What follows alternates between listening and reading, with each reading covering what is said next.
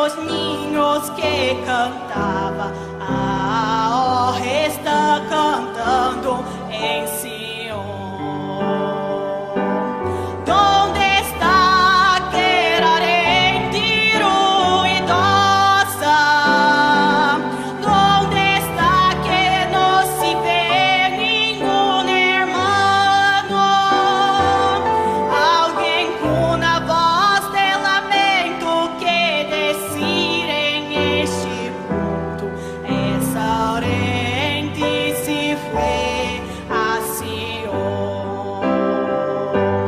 Depois deste gran evento, muchos crentes volverán desviado en busca de los hermanos para la reconciliación, pero por desgracia no va a encontrar. Onde está aquele povo barulhento?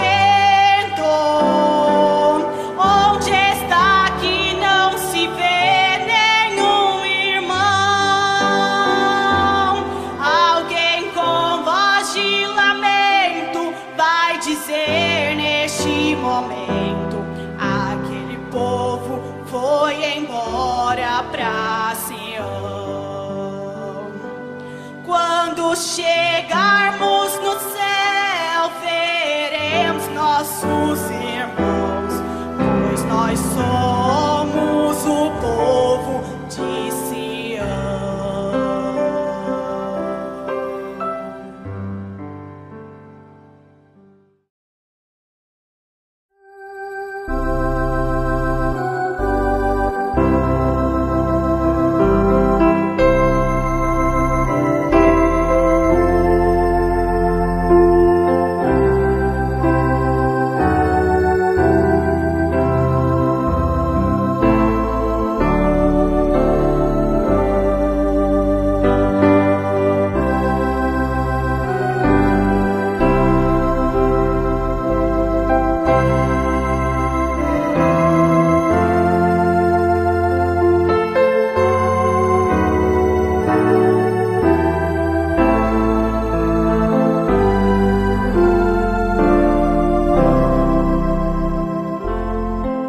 Que o Senhor Jesus acrescente a nossa fé nessa noite.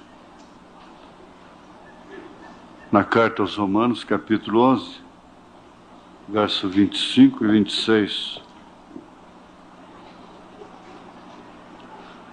Apenas verso 25 e 26. Porque não quero, irmãos, que ignoreis este segredo, para que não presumais de vós mesmos. Segredo, né? Que o endurecimento veio em parte sobre Israel, até que a plenitude dos gentios haja entrado. E assim todo Israel será salvo, como está escrito: de Sião virá o libertador, e desviará de Jacó as impiedades. Te pedimos, ó Deus, que o Senhor venha acrescentar a nossa fé na Tua palavra, através do estudo que vamos ter em torno da mesma. Esse é o principal objetivo. Não é dizermos que grande mensagem, que bom culto,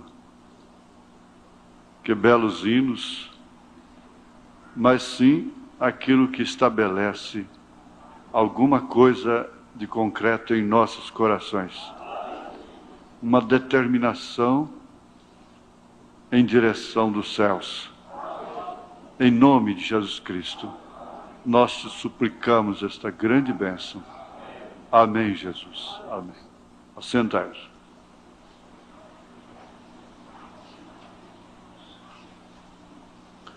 Jesus não permite certos escândalos por causa do seu nome, a Bíblia diz, por amor de seu nome. E também por amor da sua igreja, por amor da sua noiva. Há muitos que, com pequenas coisas, eles são embaraçados e não podem mais prosseguir adiante, enquanto outros, com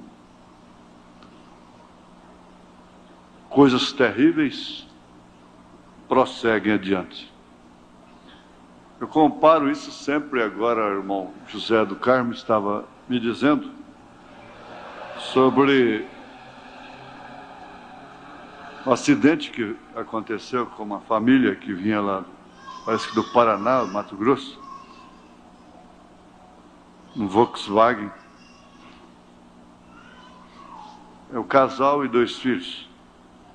Eles estiveram aqui, passaram o fim de semana conosco aqui.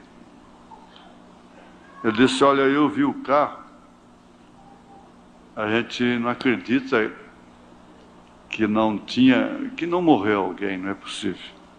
Como saíram todos os 4 ilesos? Não dá para acreditar. Agora, acontece muitas vezes de você ver um carro assim com uma pequena batida, que parece que não morreu ninguém, e vai ver, tem ali 2, 3 mortos. O acidente, o desastre em si não foi tão grave, mas a consequência foi terrível. Assim também é através das Escrituras. Nós encontramos pessoas sendo banidas da presença de Deus simplesmente por causa de uma desobediência apenas. Enquanto outras fizeram coisas horríveis e não foram banidas. É fácil ver isso. Nós vimos lá com Abraão, quem merecia morrer era Abraão, porque quem mentiu foi Abraão. Abimeleque era um homem justo. Ele não tomaria a mulher de Abraão da forma que ele temeu. Ele temeu assim que Abimeleque o mataria para tomar a sua mulher, porque Sara havia sido transformada, estava linda, muito formosa. Então, quem merecia morrer era Abraão, mas quem ia morrer era Abimeleque. Temos o caso de Davi e tantos outros. Ao passo que eu vejo as Escrituras, fico olhando assim, parece que dá para confundir, tem hora, Balaão, mas porque a profecia dele sempre era falando bem de Israel. E a gente não dá para perceber assim visivelmente o porquê aquele homem ficou tão amaldiçoado. Simplesmente porque estava fornicando com Balaque. Não tinha nada que estar lá.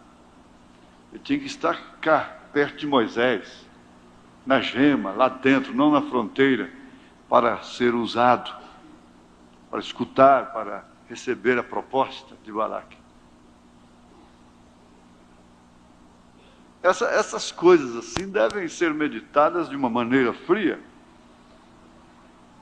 porque na verdade não é o que emociona e na verdade fica gravado, mas sim o que se raciocina, é o que se medita, é o que se grava, o que se pondera, é que fica gravado para determinados instantes. Então é uma coisa muito importante. Por que ele estava lá ao alcance de Balaque? Para receber tais propostas, ser tentado da forma que foi tentado? Aqui no Novo Testamento diz que ele amou o prêmio da injustiça. E, no entanto, a sua profecia só falou bem de Israel. Não falou mal. Ele não pôde amaldiçoar a Israel através da profecia. Ele conseguiu matar, eu estava verificando, não foram 23 mil, foram 24 mil, né? 24 mil num só dia, através da doutrina. Agora, por outro lado, nós encontramos Deus, Jesus, permitindo sofrimentos, agruras da sua igreja, que às vezes não dá nem para entender até. De um lado, poupa, suporta, amam Jacó, aborrecem Esaú, amam um trapaceiro e aborrece um homem reto. Um homem que ninguém tinha nada, queixa nenhuma contra ele. Mas simplesmente pelo fato dele não dar valor na primogenitura, ele já estava predestinado para ser aborrecido por Deus. Mas continua a questão. Por quê que, por outro lado, ele permite a sua igreja, o seu corpo, sofrer tanto, uma vez que ele já sofreu lá no Calvário? Ele se fez carne e arcou com todo o sofrimento, com toda a angústia, deu a sua própria vida. Agora ela tem que dar a vida também por ele, para salvá-lo ou para salvar a si próprio? Não. Nós vimos ali que os irmãos de José, lá no Egito, estavam odiando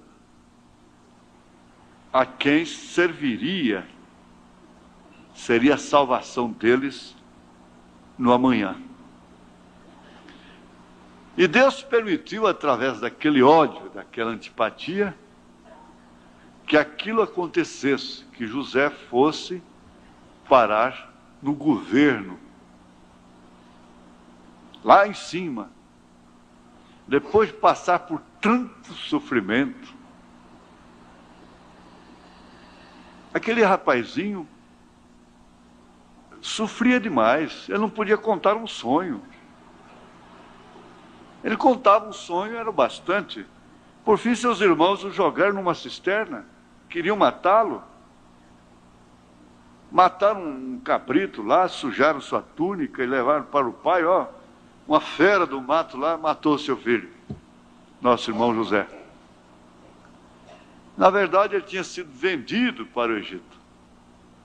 E aquilo estava traçando, Deus traçando o caminho. E eles, na verdade, tinham ódio de José. Porque José contava o sonho e tudo indicava que eles iriam prostrar-se aos seus pés. E tudo o que eles fizeram foi exclusivamente para contribuir para que seus sonhos se cumprissem. Enquanto seus sonhos não passavam de uma profecia, de uma revelação. Agora, se nós pudéssemos crer em Deus, a ponto de entendermos por revelação divina aquilo que Paulo diz, que tudo que acontece conosco é para o nosso bem, toda a revelação que nós temos deveria encerrar nisso.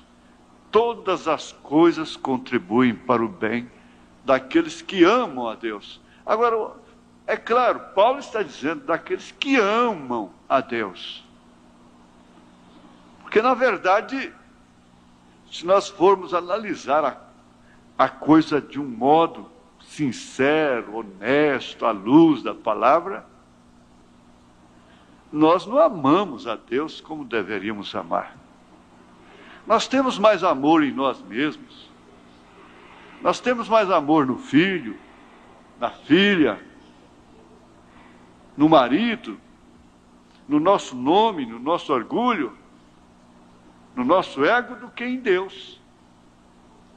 Porque se nós amássemos a Deus acima de todas as coisas, amar a Deus sobre todas as coisas, e ao próximo como a si mesmo, então nós não estaríamos mais aqui. Por certo, não estaríamos. Nós não estaríamos tomando comprimidos para dormir. Eu não estaria, você não estaria, muitos aqui. O que se fabrica de comprimidos para dormir no mundo não está escrito. Toneladas e toneladas. Agora a Bíblia diz assim, veja, é uma advertência para despertar a nossa fé. E eu tenho um estudo aqui no 5º selo, não sei porquê. Eu tenho que crer que o Espírito Santo dirige a palavra, porque se no dia que eu não creio que ele dirige a palavra aqui, eu deixo de pregar.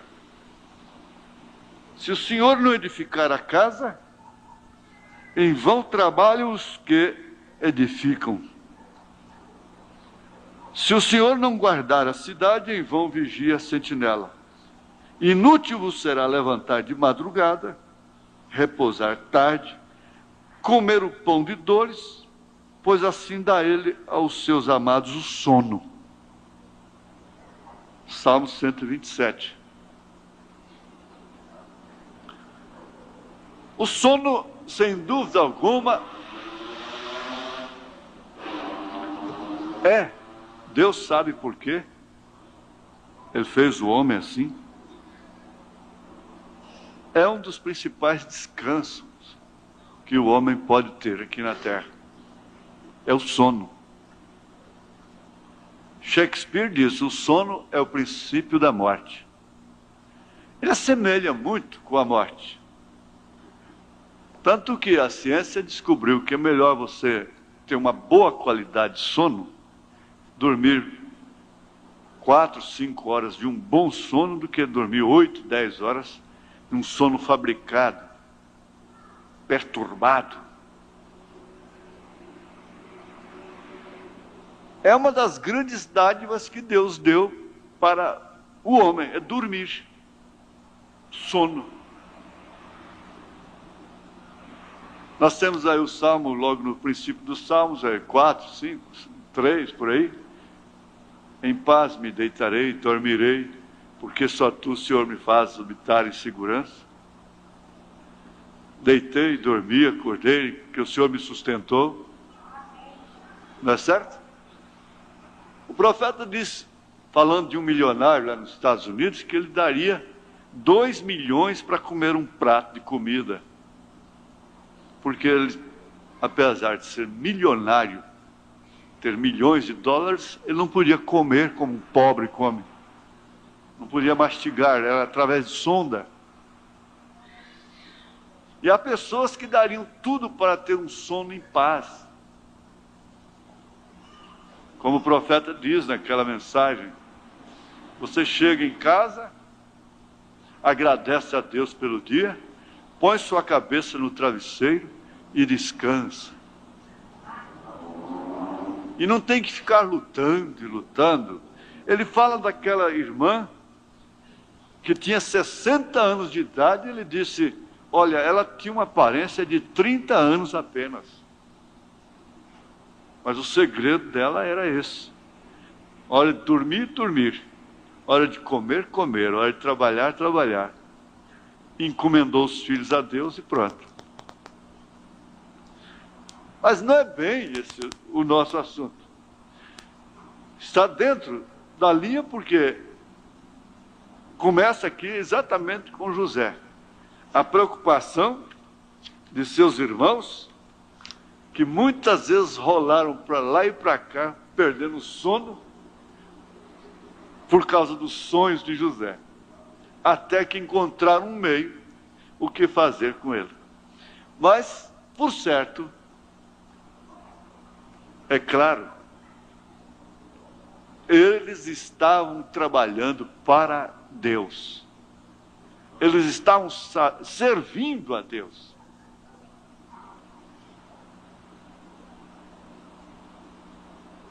O profeta começa aqui, no parágrafo 117, ele faz citação dessa escritura.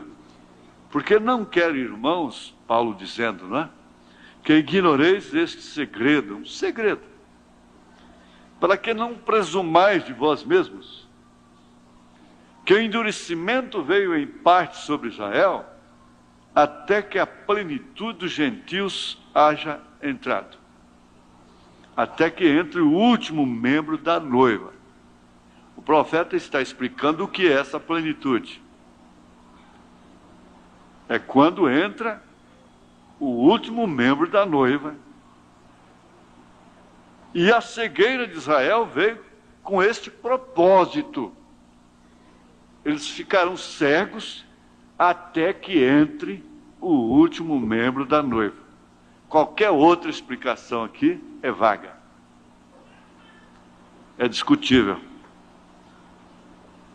E assim todo Israel será salvo, como está escrito. De Sião virá o libertador e desviará de Jacó as impiedades. Agora, isso está aqui no quinto selo, parágrafo 117. Não é? Quinto selo. 117. Quando você quer saber o que é a plenitude dos gentios, então o profeta colocou entre parênteses aqui, até que entre o último membro da noiva. Aí, então, ele entra nesse assunto que parece não ter muito a ver conosco, que é as almas que estão sob o altar. São almas preocupadas. Parece que elas estão até numa dimensão de vingança, de pesadelo, de cobrança. Eu acho isso tão profundo. É tão simples, mas é tão profundo. Como Deus nos agraciou com essa simplicidade. Enquanto outros têm que estudar 15 anos, 7 anos, 4 anos, 10 anos, 12 anos, formaram em teologia,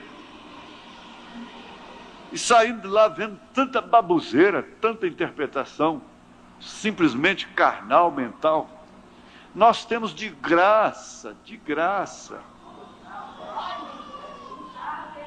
Vejamos em Apocalipse. Essas almas que estão debaixo do altar estão aonde? Capítulo 7? Foi capítulo 9. Capítulo 7, não é? 7. Vejamos aqui. Depois destas coisas, a partir do verso 9, olhei e eis aqui uma multidão a qual ninguém podia contar, de todas as nações e tribos, e povos e línguas, que estavam diante do trono e perante o Cordeiro, trajando vestidos brancos e com palmas nas suas mãos. E clamavam com grande voz, dizendo: salvação a nosso Deus, que está sentado no trono, e ao Cordeiro. Bom, aqui eles não estavam cobrando, não estavam vingando, não estavam fazendo nada. Então ainda não se refere a esse grupo.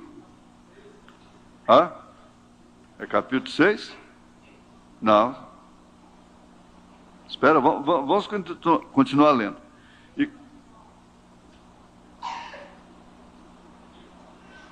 Obrigado. Porque nós estamos no quinto selo, né? É isso. Esse aqui eu tinha que chegar por último. Eu adiantei.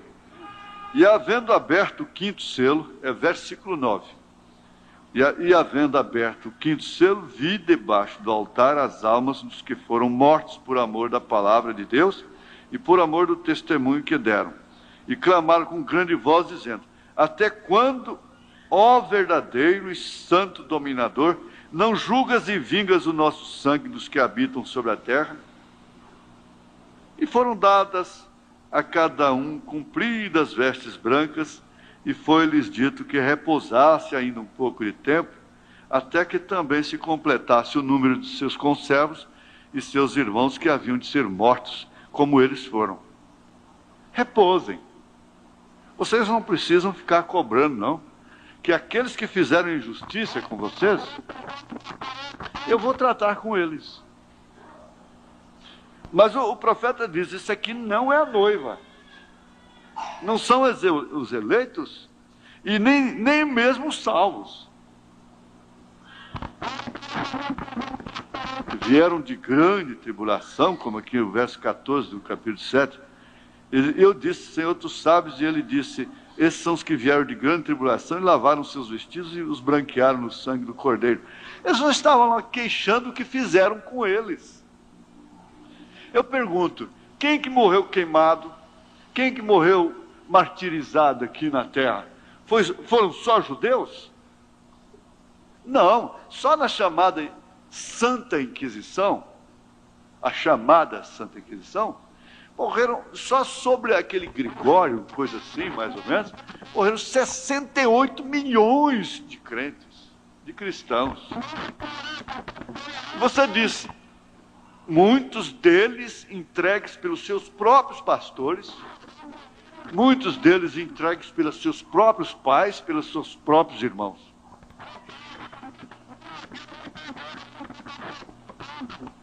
Agora, eles não estão, de acordo com as Escrituras, cobrando aquilo lá. Agora, esses aqui estão clamando. É o que ele disse aqui: estes sob o altar são Israel. Para começar, o repouso entra aqui. Hebreus capítulo 2, capítulo 1, você vai lendo aí, 2, sobre o repouso. Eles não entrarão no meu repouso. Nunca repousa sua alma, nunca ancora. O irmão Branham fala na mensagem Véu Adentro, que a pessoa que não entra véu adentro, ele nunca ancora, ele nunca está ancorado.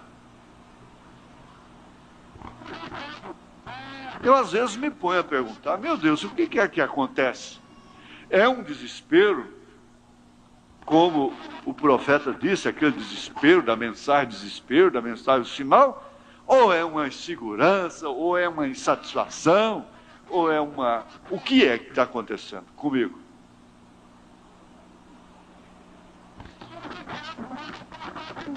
Então, é isso que às vezes a gente tem que analisar, porque não é a igreja.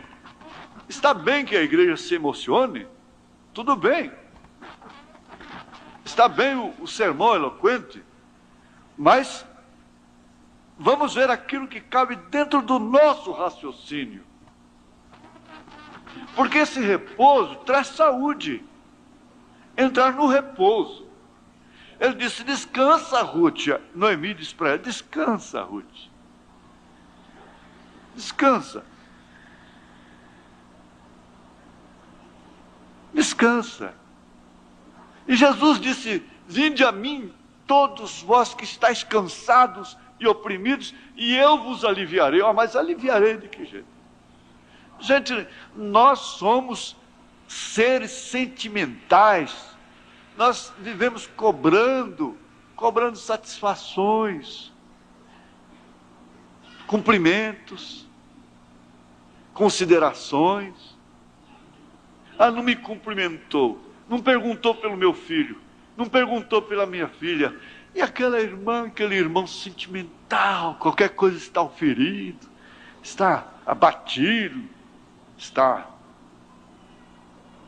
por qualquer coisinha, parece que não está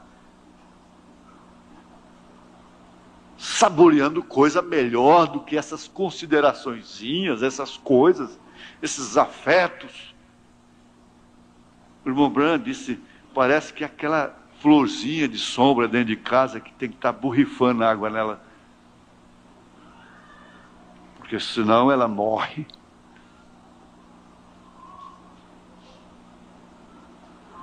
Eu acho isso tremendamente profundo. E eu creio perfeitamente que Deus fala através do pregador para o pregador. Eu creio assim. Às vezes um colega chega aqui e diz: não, eu vim para ouvir. Isso aí, você não ouve quando você prega?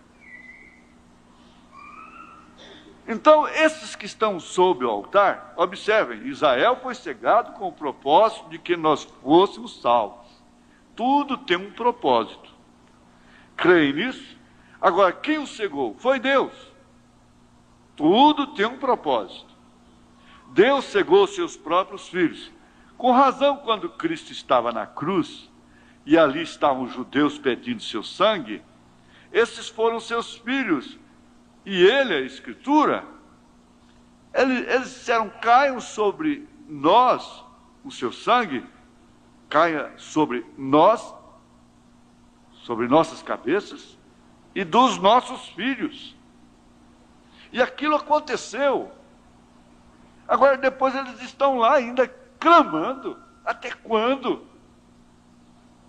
Não vingas? Até quando não respondes?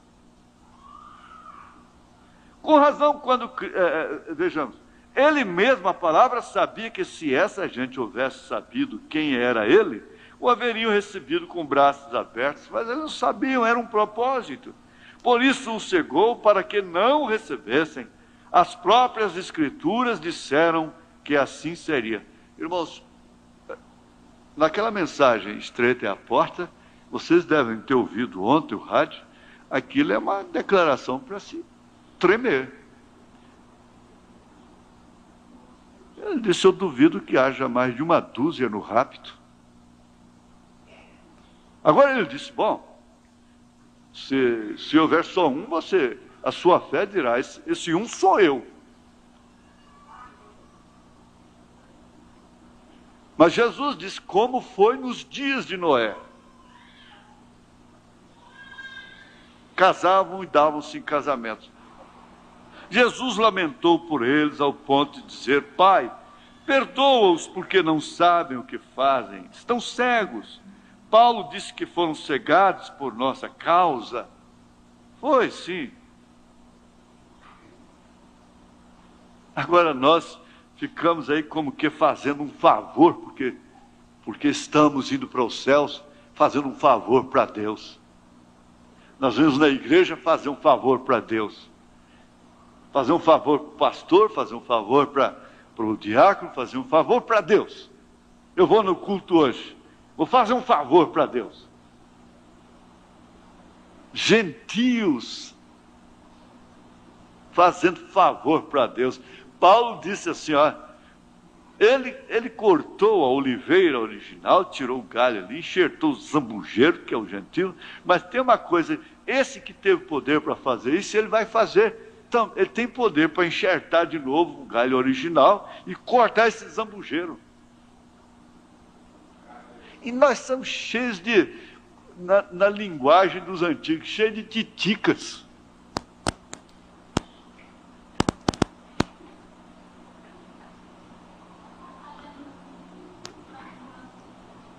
Esquecendo do que Deus fez por nós, para nos dar um lugar no reino eterno.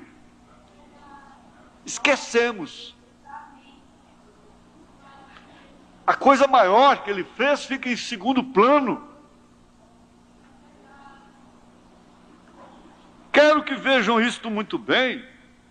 Lhes foram dadas roupas brancas, não as tinham antes, e cada um foi dada uma roupa branca, cada um. Agora os santos já têm sua roupa branca, eles recebem as suas aqui, eles entram no repouso aqui. Nós já pregamos aqui assim, ó, se um irmão não pode acabar com a demanda com outro aqui, vocês estão apelando isso para o trono branco, vai ficar lá para o juízo, sinal que não vão no rapto.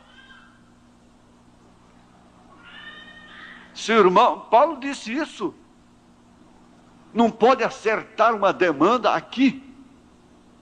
Então vocês estão apelando para o Supremo Tribunal. Se não podem acertar aqui, não pode sofrer dano, não pode compreender, não pode liberar um irmão por amor de Jesus, por amor de sua alma, então, resultado, está apelando para o trono branco. Aquilo vai para lá. Tem que ir por apelação.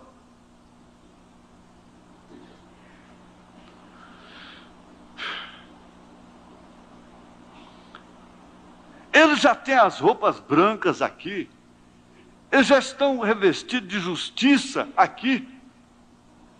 E se têm ido, eles não tiveram nem autoridade para reconhecer-lhe, porque foram cegados por Deus. Ele fez referência à noiva que recebe a vestidura branca que eles recebem lá. Seu próprio pai, para que a graça de Deus pudesse ser cumprida, para que a noiva pudesse ser tirada dentre os gentios, correto? Por isso essa noiva é simplesmente agradecida. Ela não questiona. Aquela história da prima órfã não está aqui nos selos à toa, não. Só para conhecermos uma historinha da prima órfã com as primas ricas. Ela não estava questionando nada, ela não tinha por que questionar.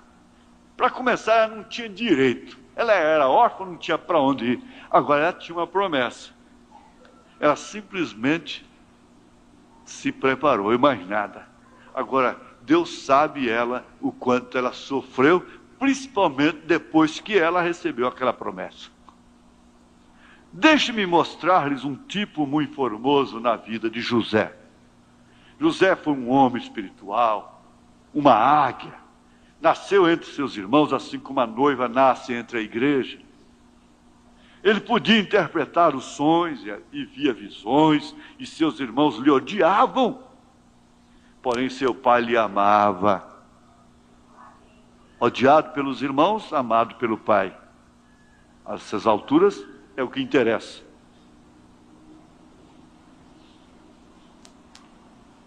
Foi vendido por quase 30 moedas de prata e foi lançado numa cisterna para ser morto. Logo foi tirado e posto à destra de Faraó, porquanto foi rejeitado por seus irmãos. Lhe foi dada uma esposa gentia. Ela não foi de sua própria gente. Por meio dela teve 2 filhos chamados Efraim e Manassés, os quais foram acrescentados a Israel, quando Israel os abençoou por meio do cruzamento das mãos do menor ao maior, e nisso cruzou a bênção do judeu ao gentio. Vê você? Cruzou as bênçãos para que a destra caísse sobre o menor, sendo a igreja menor a que ia entrar. Por isso Paulo tem um versículozinho assim: sede agradecidos.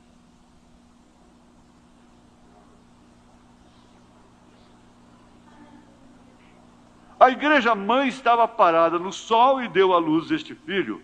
E note que para tomá-lo, Israel cruzou suas mãos, sendo o tipo. Agora, esses filhos tiveram uma mãe gentia. A noiva de Israel, ali no princípio, foi cruzada do antigo Israel ortodoxo.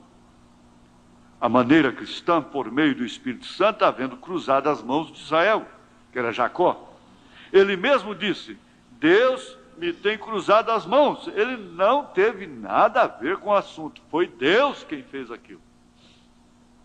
E já estava falando da graça vindo para os gentios. Os presunçosos gentios. Os arrogantes, mal agradecidos gentios. Então José, sendo rejeitado por seus próprios irmãos, por sua própria gente, tomou uma esposa gentil, tal como também fez Jesus. Quem, sendo rejeitado pelos judeus, tomou uma esposa gentia. Agora quero ler nas Escrituras. Esta é a maneira em que devemos ensinar isto. E havendo-se eles calado, tomou Tiago a palavra, o que havia sucedido é que eles haviam ido aos gentios e agora estava rugindo o pleito, porque eles eram judeus. Então, Tiago tomou a palavra dizendo: varões e irmãos, ouvi-me. Simão relatou como primeiramente Deus visitou os gentios para tomar deles um povo para o seu nome. Atos 15, 33, 14. Agora, o nome de minha esposa, antes de casar-se, foi Broi. Porém, quando nos casamos, seu nome foi Brana. Jesus tira sua noiva dentre os gentios, assim nos diz a Escritura, como vimos no tipo de José. Agora, quanto a estas almas sob o altar, tem que entender porque foram feitos mártires por homens pecaminosos, como Eichmann. Agora, eles se mantêm confiados, milhões, porém como judeus. Agora recordem que foi ele. Eles foram mortos pela palavra de Deus, não foi pelo testemunho de Cristo, pela palavra de Deus, entendem? Porém, recordem, a igreja entrou também sendo mártires, porém a igreja, da igreja, e foram mártires pela palavra de Deus e o testemunho de Jesus Cristo. Quantos sabem disso? A igreja que morreu, queimada, também, e que não está cobrando lá por vingança. Você tem que guardar isso, ela não está cobrando vingança. Porque ela já leva essa natureza daqui. Ela já leva essa vestimenta daqui.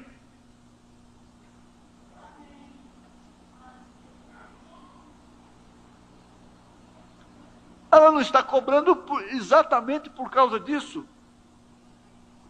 Porque ela já levou essa natureza daqui. Porém, estes não tiveram testemunho de Jesus Cristo, estas almas debaixo do altar, mas foi pela palavra de Deus e o testemunho que eles tinham. São judeus. A lei é a palavra de Deus. E Hitler os odiava, como também Eichmann, Stalin e o resto do mundo. Porém, eles se mantiveram firmes no que creram e os mataram porque eram judeus. Simplesmente porque eram judeus. E eles observavam a palavra de Deus, a lei. Sabe você que Martim Lutero também teve semelhante ideia? Correto, ele disse: todos os judeus deveriam ser rejeitados porque são anticristos. Martim Lutero falou isso. Porém, ele estava sob outra dispensação e não podia entender a palavra. Ele estava no broto, ele não podia entender isso. Porém, agora tem vindo a palavra de verdade. Como vai alguém cegar a Israel? Não se pode fazer, como aquele profeta Balaão disse: Deus os tem tirado do Egito, tem forças como de um unicórnio. E eles estavam tratando de mostrar as partes mais feias, e ele disse: benditos os que te bendisserem, e malditos os que te amaldiçoarem. Benditos quem bendizer os judeus, malditos quem os amaldiçoarem. Isso é assim, diz o Senhor. Numa ocasião pensavam que Deus ia esquecer-se deles. O profeta viu uma coisa escura que vinha para os judeus, e esse homem santo parado ali, e a palavra o estava enchendo. Ele disse: ó Senhor, vais desprezar teu povo? Deus lhes disse: que é isso que vês ali a teu lado? Ele respondeu: uma vara para medir. Então Deus disse: que altura terá o céu? Meça-o. Quão profundo é o mar? Respondeu: não posso. Deus disse: tampouco posso esquecer a Israel. Não, Senhor, eu não posso esquecer a Israel.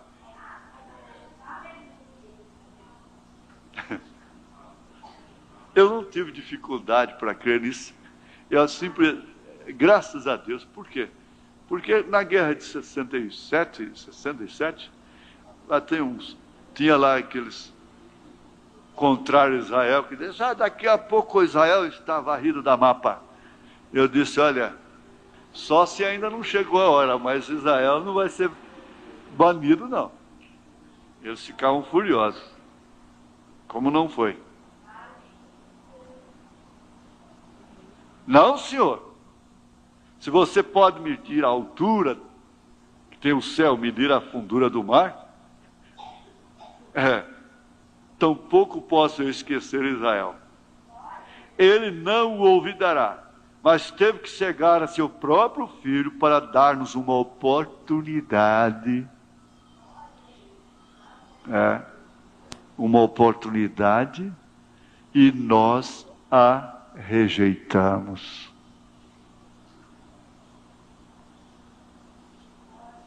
De que forma? Bom, as igrejas, ele está falando para as igrejas, nós a rejeitamos. Agora, nós temos uma graça muito grande de dizer, nós não rejeitamos. Nós não rejeitamos essa visita. Mas nós colocamos muito problema dentro dela. Nós damos muito trabalho. Isso não lhe faz sentir-se tão pequeno, até o ponto em que possa pôr um chapéu bem alto e caminhar debaixo de um ladrilho, e sem tocar no ladrilho?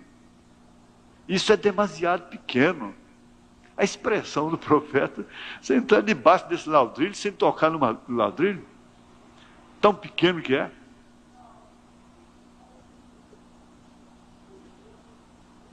Sim, se mantiveram com a palavra de Deus, eram judeus, tiveram a lei, se mantiveram com isso, se recordam, como vimos isso ontem à noite? Tiveram a lei, e a lei foi a palavra de Deus, e com isso ficaram, e foram feitos mártires pelo testemunho que tinham. E agora vemos estas almas debaixo do altar, depois que a igreja tem subido. Observem bem, eles em sua cegueira haviam feito de seu próprio Messias um mártir, e agora estavam colhendo o que semearam. Paulo disse, exatamente, o que nós semeamos, nós colhemos. E agora estavam colhendo o que semearam. Eles se deram conta disso. O reconheceram depois que haviam partido. Reconheceram isso quando apareceram ante o altar de Deus. Porém, agora a graça de Deus é para eles. É para eles. Vejam bem. De maneira nenhuma podiam ser santos, porque se assim fosse, já teriam suas vestes brancas. Já iriam daqui com elas. Porém, aqui os vemos somente como as almas debaixo do altar pela palavra de Deus e o testemunho que tinham por ser povo de Deus, os judeus. Vejam, a graça de Deus agora é dirigida a eles. Agora, quando estiver no cumprimento do quinto selo. É tempo futuro. Agora, porque há muitos ignorantes que pegam esses selos e dizem agora, está vendo? Mombrano diz que agora. Está vendo? Mombrano está dizendo agora. Agora, quando estiver cumprindo o quinto selo. E eles fazem doutrinas terríveis com essas besteiras, até um pouco de gramática não faz mal para ninguém. Principalmente para pregador, não é? Não tem. A irmã Brana tinha uma cultura de 7º grau, era um autodidata, lia dia e noite. Ele não era ignorante dessa forma, a ponto de não entender esse agora. Há ismos aí, doutrinas terríveis, que mostrando essas coisas. Agora, quando o quinto selo estiver se cumprindo, é o futuro, é no tempo futuro.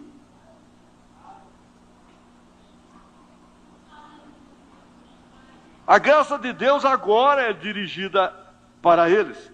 E Jesus Cristo dá a cada um uma veste branca. Isso é muito depois que a igreja tem subido, a noiva. E foi porque foram fiéis à sua causa, e foram cegados e nem o souberam. Para começar, eles não fazem nem mesmo um casamento misto. Os verdadeiros judeus não casam.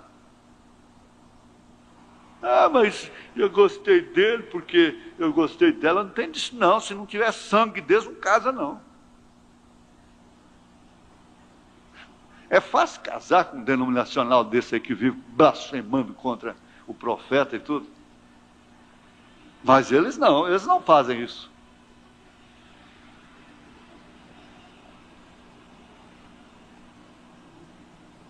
E isso é muito depois que a igreja tem subido. Por quê? Por quê, meu Deus? Por que que nós complicamos tanto a nossa vida? Por que que nós complicamos tanto? Quando devemos estar tão pequenininhos pela grandeza que Deus deu para nós, a graça que veio para nós.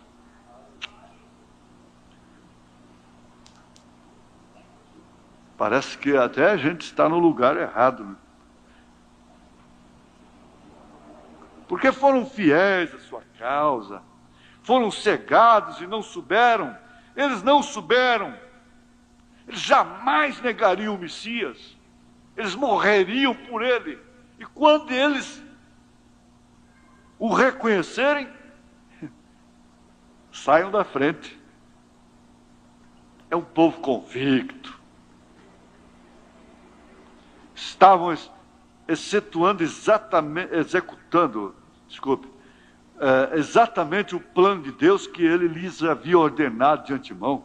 E agora João aparece e vê as almas debaixo do altar. Agora põe atenção, vamos ver como ele os chama.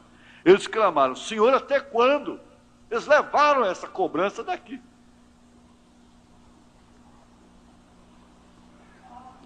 Eles morreram como ovelhas, mas carregaram aquele suspiro. Vamos vê-lo mais detalhadamente enquanto esquadrinhamos as Escrituras. Eles se deram conta que haviam dado morte a seu Messias. Não entenderam nesse tempo, porém logo deram conta quando eles mesmos foram mortos para pagar sua conta. Vê você o que sucedeu? Eles foram culpados de sua morte, por isso foram mortos. Disseram: caia seu sangue sobre nós. Correto, e foram cegados. Agora, se não houvesse sido cegados, Deus haveria dito: deixa-os, não são dignos. Porém, sendo que foram cegados por Deus, então sua graça lhes alcançou. Amém. Essa é a sublime graça. É por isso que haverá menos juízo para determinadas pessoas, às quais Deus não revelou a mensagem, do que para muitos que foram revelados, que foram iluminados. Jesus disse que melhor para eles fora não ter conhecido. Porque procedem e vivem como os verdadeiros perseguidores da própria noiva. Se esquecem do que significa sofrer pelo nome de Jesus. Pulgar aqui, para não enfrentar o trono branco.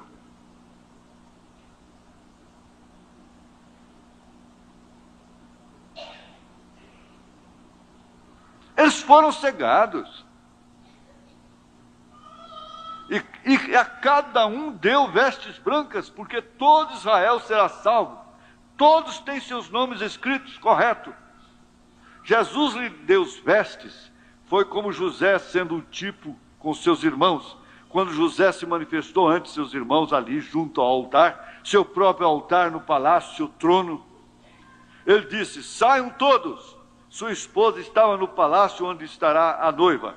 Então lhes perguntou: não me conheceis? Agora estava falando hebreu. Disse: eu sou José, vosso irmão. Disseram: agora sim, teremos que pagar. Respondeu José: esperem um pouco. Vocês estão apavorados com razão. Espere um pouco, deixa eu falar com vocês. Deus fez isso com um propósito. Ele permitiu que me vendesseis para a preservação de vida. Glória! Ali o tem exatamente, disse: não vos entristeçais e nem vos pese. Se recordam quando José disse isso? Disse: não vos entristeçais, nem vos pese. Agora tudo está bem. Deus me enviou adiante de vós. É melhor que tomemos isso como Deus falando para nós. Não como eu falando para nós, mas Deus falando para nós. Vocês sabem que a Bíblia diz que quando eles virem, dirão: tu és o Messias. E lhe perguntarão: que feridas são estas em tuas mãos? Então ele responderá: com elas fui ferido na casa de meus amigos. Seus amigos? Então é quando se darão conta o que tem restado, 144 mil, e a Bíblia diz que se separarão cada um à sua casa, e por dias chorarão e se lamentarão, dizendo: como foi que o fizemos? Temos crucificado o nosso próprio Messias. E diz que chorarão como uma casa quando chora a morte de seu unigênito, filho único. Como fizemos? Os judeus são a gente mais religiosa em todo o mundo. Deus o escolheu, porém o cegou para poder tirar sua noiva dos gentios durante as eras. Sem dúvida, quantos não rejeitam esta mensagem quando é dada? Como será o juízo da igreja gentia? Pois bem, eles foram cegados por Deus para poder tomar a nós uma noiva para Jesus. Agora pode você ver quem são as almas. Não são as almas dos mártires, os santos. Eles já haverão subido, correto? Então a esses lhes foram dadas vestes brancas, e notem isso, a graça de Deus desceu a eles, e Jesus lhes deu a cada um vestes brancas, como José também mostrou graça para seus irmãos.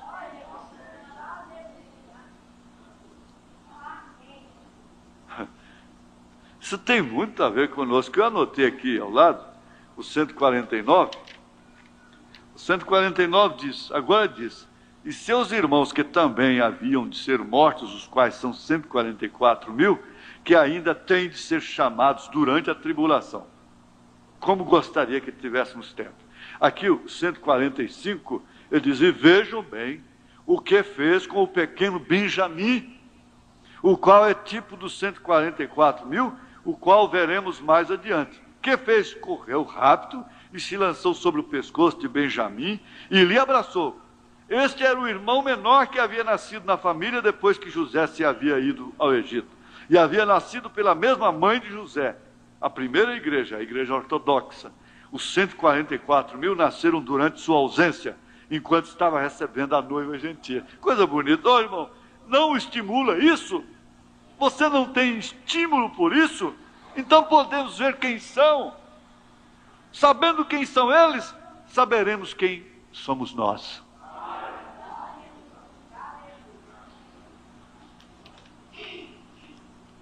Sabendo quem são eles, saberemos quem somos nós. Sem dúvida.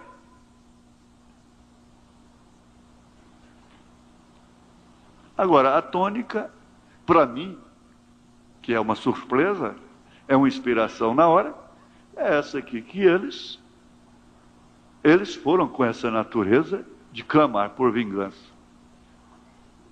Mais adiante o profeta diz: não é a noiva, porque a noiva não clama por vingança. Ela não leva questão.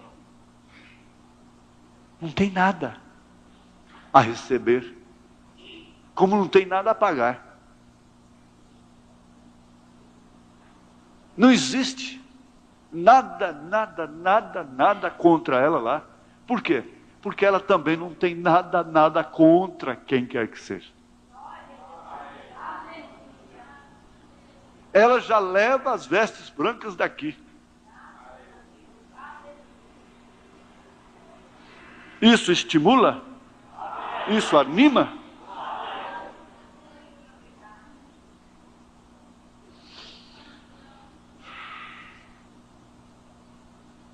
Vamos inclinar nossas cabeças.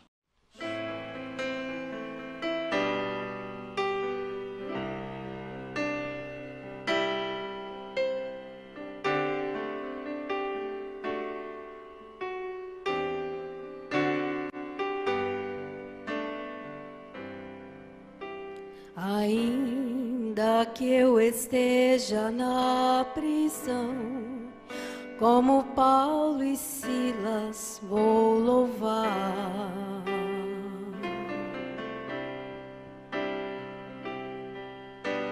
Ainda que na cova com leões, o Senhor vitória me dará.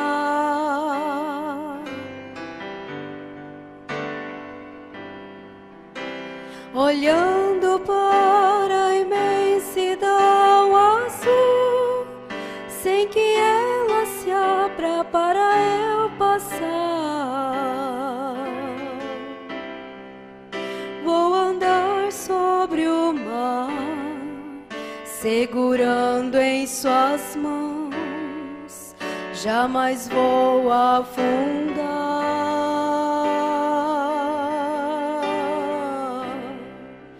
Sei que lutas virão em meio à provação, não vou mais murmurar.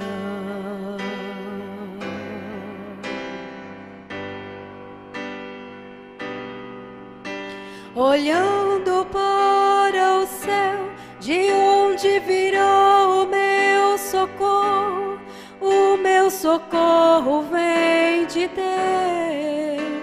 Ainda que esteja cercado por todos os lados, o inimigo não poderá tocar em mim, pois do alto socorro vem, do alto socorro vem. O Deus que eu sirvo e creio vai mudar de uma vez hoje o meu cativeiro. Eu não vou mais olhar para os lados nem para trás, vou olhar para cima, somente para cima.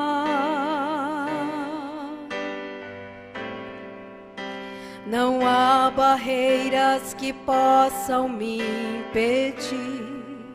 O Senhor cuida de mim. Vou olhar só para cima. Não há barreiras que possam me impedir. O Senhor cuida de mim. Vou olhar só para cima.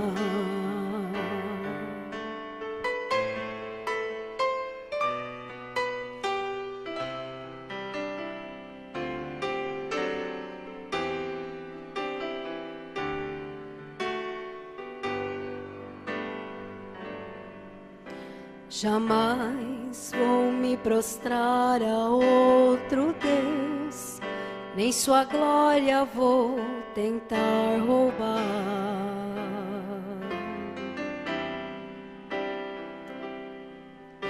Mas quero todo o tempo, meu Jesus, assombrada a tua cruz está.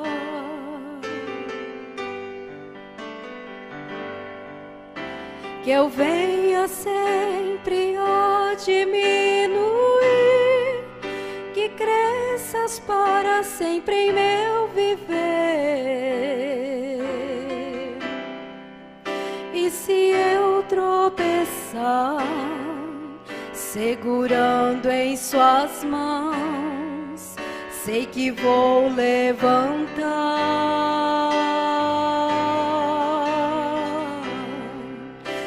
Que lutas virão em meio à provação, vou te glorificar.